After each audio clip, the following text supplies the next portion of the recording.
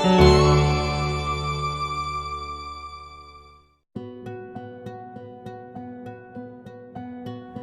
it's every day. Staying connected to the pain of the past keeps me prosperous for the future, because I don't ever want to feel that again. I'm an empty nester now. My baby girl is 19. Then I have a 20-year-old, a 21-year-old, 26-year-old, and a 32-year-old. I look good, right? Yay! But they are all doing better. Some of them had some traumatic things that happened to them as my life was, getting in order. There was some roads that they took that, probably because of the vision that they seen of my roads. And sometimes people need to understand your children are always watching. What examples are you giving?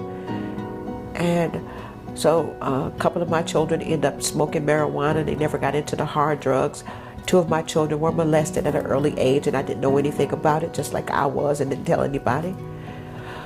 Their lives took some turns and twists because of that. But mainly now, we're focusing on the healing part of all of our journeys together. And I'm very open and candid with my children. My last 3 got it worse though, because I'd already come to myself, right? So I was very protective over them. I was very protective. They had to hand their cell phones in at 10 o'clock.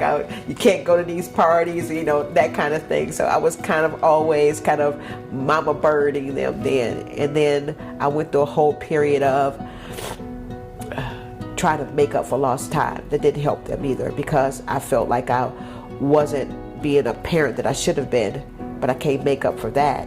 We explain things that happen, and we need to be very open with our children about certain things, but also start letting them know accountability lies in your heart when you get to an age of acknowledging, and your choices now dictate what your life is going to be. You can't stay back there. And I used to always let them take me back there, because I felt like if I didn't do it, I would definitely caution any parent, don't do that.